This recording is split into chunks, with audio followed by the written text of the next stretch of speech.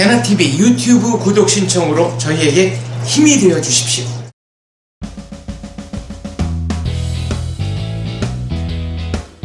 황성욱의 법률 뒷담화입니다. 최근에 그 세월호 때 누가 봐도 거짓말 한 걸로 보이는 분들, 홍가희 씨 네, 무죄 났죠. 법원에서 무죄가 났어요. 네, 그리고 천안함 좌초소를 주장하셨던 네. 신상철 전 서프라이즈 대표도 34건 범죄 사실 중에서 2건만 유죄가 나고요. 유죄는 뭐가 난 겁니까? 그러니까 이제 34건의 글을 인터넷에 올립니다. 네. 이제 뭐 좌초된 것이지 어뢰로 맞은 것이 아니다. 근데 그 중에서 2건이 뭐라고 얘기를 하셨냐면 국방부 장관이 증거를 은폐한다. 네. 뭐 조작했다. 이런 식으로 해서 고발장 형식으로 2건을 올려요. 네. 그래서 법원에서 그 2건에 대해서는 유죄를 내렸고, 물론 집행유예입니다. 죄목은 뭡니까? 허위사실 유포인가요? 그 정보통신망법상 네. 허위사실에 의한 명예훼손. 그러니까 인터넷에 네. 허위사실을 올려서 타인의 명예훼손을 할 경우에 처벌하는 조항인데요. 네. 이 홍가희 씨도 그 조항으로 이제 기소를 했는데, 홍가희 씨는 뭐 본인이 잠수부로 일한 사실이 없는데, 없죠. 네. 네. 그리고 이제 MBN에 나오셔가지고 이제 뭐 해경과 정부가 네. 민간 잠수사의 구조를 방해하고 막고 있다. 방해하고 있다. 예. 네. 그렇게 인터뷰까지 하고 뭐 가라앉은 배에서 그 유리창을 통해서 네, 애들이 뭐 유리창 안에서 뭐 살려달라는 얘기를 뭐 들은 바가 있다. 네. 뭐 이런 얘기까지 근데 했는데 그게 다 사실이 아닌 거였잖아요. 법원에서도 다 허위 사실이라고는 인정을 했습니다. 제가 근데 그게 유죄가 아니고 무죄입니다. 예, 근데 이제 이게 법 논리가 되게 웃긴 게요. 예전에 PD 수첩 기억나시죠? 네. 광우병 난동 광우병 때. 때. 예. 네. 그거를 이제 그것도 마찬가지로 그때 농수산부 장관을 명예훼손했다고 네. 기소를 했지만 이제 다 무죄가 나면서요. 근데 정운천 장관이었나요? 그렇죠. 네, 키위 박사 정운천. 네, 국가기관은 명예훼손의 대상이 될 수 없다. 라는 아니 그럼 국가기관을 향해서는 허위 사실을 유포해도 명예훼손은 그게 대법원에서 그렇게 판결을 했죠. 그러면 네. 그 국가기관은 어디까지 말하는 겁니까? 그러니까 근데 이제 대통령한테 허위 사실을 그러니까 이게 구별이 좀 애매한데 네. 대통령에 대한 부분으로 허위 사실을 유포하면 명예훼손이 안 되는데 네. 인간 박근혜에 대한 명예훼손은 될 수 있다는 거예요. 그럼 그분이 뭔가요? 구분이 그렇게 애매하죠. 그럼 예를 들어 국회의원은 다 헌법기관이잖아요. 그렇죠. 그럼 국회의원에 대해서 뭐라고 한 거는 명예훼손 그러니까 대상이 아니고 그러면 제가 판단하는 기준이 이런 것 같아요. 네. 예를 들어 장 박사님이 국회의원이다. 그러면 이제 제가 이렇게 얘기하는 네. 것이죠. 장 박사는 입법 활동을 뭐 법을 임기 동안 단 한 건도 발의한 바가 없다. 그래서 놀고 먹었던 국회의원이다. 네. 라고 했는데 알고 봤더니 입법 발의 많이 하셨어요. 네. 이런 경우에는 제가 볼 때 무죄라는 겁니다. 근데 역으로 장원재는 첩이 5이고 네. 바람쟁이로 유명하다 이렇게 얘기하면 이건 명예훼손이 되겠다. 인간 그렇게 구별을 하는 것 같아요. 아니 이거는 네. 악용하려고 마음만 먹으면 빠져나갈 사람들이 예, 그 인신공격 해놓고 이런데 과연 직무상 그렇죠. 제대로 국가기관 헌법기관으로서 국회의원의 직무를 수행할 수 있을지 의문이다. 이러면 법적으로는 또 무죄받을 그렇죠. 가능성이 있다는 거잖아요. 예, 그러니까 이게 보면 상대방이 네. 공직에 있는 사람이고 또 비판의 그 소재가 어떤 공적 관심사가 돼버리면 다 빠져나간다는 거예요. 아니 대통령 같으면 사생활도 다 사실은 공적 행동인데 네. 그러면은 그런 식으로 있지도 않은 사실을 가지고 대통령을 비난한 다음에 그 산케이 신문 지국장. 법적으로는 네. 무죄다. 예, 그 지국장 산케이 신문 지국장도 무죄가 나지 않았습니까? 제가 봤을 때 그건 완전히 네. 개인 박근혜를 비방한 거라고 보여지는데도 불구하고 이게 이거는- 예전에 헌법재판소 판례 중에서는 그런 얘기도 있었어요. 대통령은 사생활이 없다. 아니 그것까지는 이해가 됩니다. 뭐 그럴 수도 있겠다 싶은데 그러면 있지도 않은 허위 사실을 악의적으로 유포했는데 이게 법적으로 무죄다. 그렇죠. 근데 제가 이제 네. 오늘 장 박사님하고 얘기를 나눠보고 싶은 것은 우리가 또 자유주의자들 아닙니까? 네. 자유주의자 입장에서 저는 솔직히 허위사실 유포를 했다는 이유만으로 처벌을 하는 것에 대해서는 저도 약간은 좀 반대하는 입장입니다. 네. 그런데 그렇다고 해서 이걸 레벨로 둘 수는 없어요. 허위 사실이 많이 유포가 되면 그렇죠. 곤란하죠. 그리고 최근에는 예. 개인 미디어가 많아져가지고 네. 허위 사실 유포의 총량 자체가 늘어날 겁니다. 그래서 언론의 자유도 보장해야 되고 표현의 자유도 보장해야 되지만 그렇다고 해서 거짓말쟁이를 보호할 수 없다라는 그 논리 모순된 상황을 해결하기 위해서 제가 생각하는 방식은요, 민사 책임을 강화하는 겁니다. 그러니까 예를 들어서 아까 말했듯이 장 박사님 국회의원인데 네. 제가 이제 국회의원은 사생활이 없다. 첩을 거느리고 있는 것도 내가 네. 밝혀야 될 것이다. 라고를 얘기를 하면 네. 그걸 국가가 들어가서 처벌할 수는 없지만 아까 민사로 걸어서 개인 장원재가 저한테 민사소송을 걸었을 경우에는 한 3억, 4억 이렇게 배가 지금은 어느 정도 국회의원이 보통 우리나라 관례상 이렇게 소송을 걸면요, 째째하게 국회의원이 소송 거냐, 일단 요런 말 들을까봐 안 하시고요. 네. 해도 한다 하더라도 2천만 원 정도요? 2천만 원에서 3천만 원 정도? 아니 홍가희 씨 같은 경우는 세월호 때 네. 뭐 허언증이다 네. 뭐 여러 가지 얘기가 있었지만 어쨌거나 본인이 잠수부로 일한 사실이 없는데도 마치 일한 것처럼 얘기를 했고 네. 그다음에 정부가 무슨 방해를 한다 아무튼 음. 존재하지 않는 사실이 아닌 걸 갖고 방송까지 했습니다. 그러니까요. 그리고는 이제 그게 무죄 판결이 나자 네. 악성 댓글을 달았던 네티즌들을 또 고소를 고소했죠. 했죠. 예. 그래서 합의금 150만 원인가 100만 원인가. 1인당. 예, 예. 아니 거짓말은 본인이 하고. 그렇죠. 그래서 네. 이제 제 입장에서는 홍가희 씨가 무죄 받은 거에 대해서까지는 전 이해를 하는데 만약에 해경 관계자들이나 네. 이런 분들이 민사로 손해배상 청구를 들어가면 그거는 막대한 금액을 물게 하는 것이 해야 그게 예, 맞다. 예. 네. 그러면 제가 이제 뭐 장 박사님 저에 대해서 잘 아시겠지만 교도소에서 6개월 몸으로 때우고 나올래 아니면 한 20억 피해자한테 배상해 줄래 둘 중에 네. 하나만 고르라 그러면 우리나라 사람 어떤 거 고를까요? 6개월 때우고 나오는 걸로 가요. 대부분 그렇죠. 그렇죠. 네. 지금 예전이나 우리 사회가 도덕적인 사회였을 때나 깜빵 가는 걸 두려워했지 지금은 돈이 제일 무섭습니다. 20억. 글쎄 6개월 감방 살래 2천만 원 물래 그러면은 그거는 좀 그러면 2천만 원, 2천만 원 쪽이지만 예. 근데 20억이다 그러면은 그렇죠. 정말 6개월 감옥살이 하는 쪽을 택할 분들이 그 많겠어요. 예전에 그 어린이집 네. 애 때린 거 있잖아요. 네. 그거 초범에 20대 여자가 한번 실수한 거 가지고 형사로 걸어봐야 네. 감옥 안 갑니다. 그 정도는. 네, 그 정도 감옥 안 가요. 그리고 그걸 민사로 걸어봤자 애가 이상이 없으면 네. 뭐 위자료 500만 원 정도 나올 겁니다. 정신적 외상 이런 네. 거는 뭐 우리나라에서는 뭐 크게- 입증하기 쉽지 않으니까요. 네. 근데 만약에 미국처럼 징벌적 손해배상으로 애 한 번 때리면 1억 이러면 미국은 그래요? 미국은 이제 그 악의적인 거라든지 강자가 약자에 대한 괴롭힘의 의미가 들어가 버리면 판사가 징벌적 손해배상을 때립니다. 그럼 실제 손해가 10만 원밖에 안 나도 네. 위자료가 어마어마하게 늘어나죠. 1억. 네.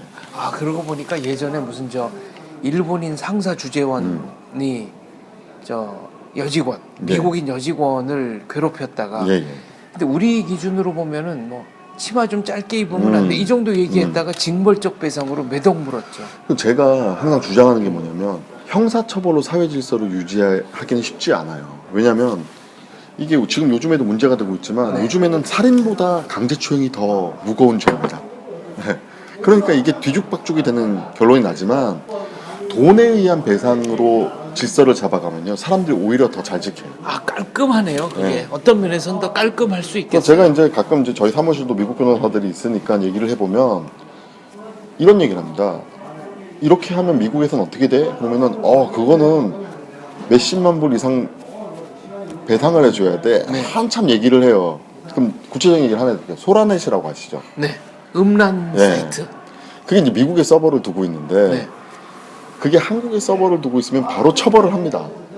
뭐 음악 반포라든지 뭐 동영상 관련된 네. 법들이 많아요. 근데 미국에서는 어떻게 처벌을 하냐고 물어봤는데 뭐 이제 뭐 얼마를 해준다고 뭐 돈을 물어야 이 얘기를 하더라고요. 그래서 제가 듣다가 그 형사 책임이야 민사 책임이야 네. 딱 그러니까 미국 변호사들이 민사 책임인데 이러는 거예요.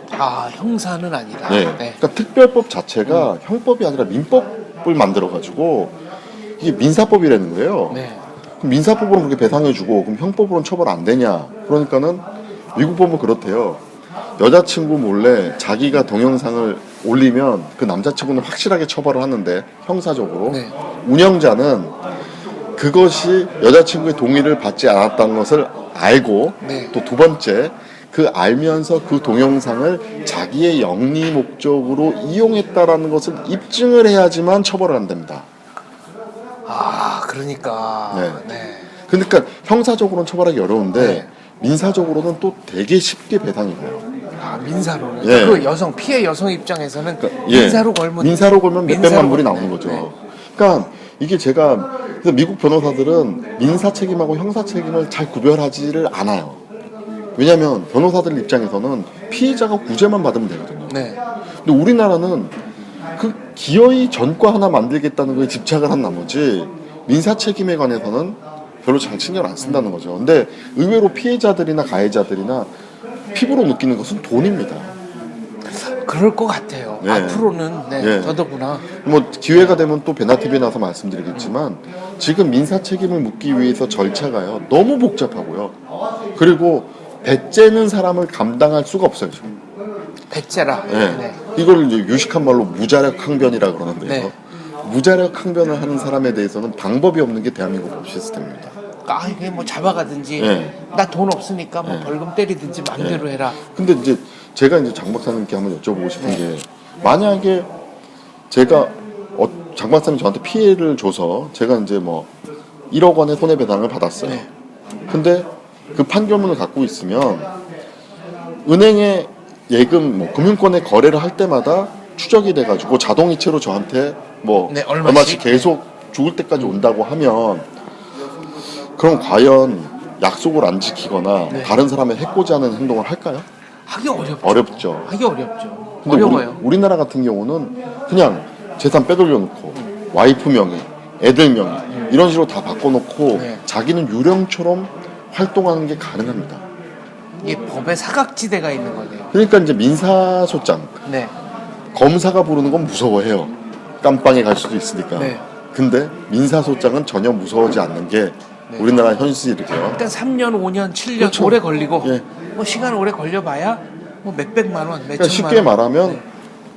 뭐 한 가지 또 예를 들자면 박사님이 저한테 1억을 빌려줬어요. 네. 제가 안 갚는 거죠. 그리고 제가 이렇게 얘기하죠. 법대로 하십시오. 그럼 이제 민사소송을. 네, 민사소송. 네. 그리고 저는 그 1억을 사채시장에 돌립니다. 네. 뭐 월 오부 이자로요. 네. 그러면 월 오부면 얼마입니까? 500만 원이죠. 꽤 되네요. 그렇죠. 예. 그 500만 원 1년만 끌면 6천만 원이 생겨요. 그럼 변호사 비용으로 한 2천만 원 주고 네.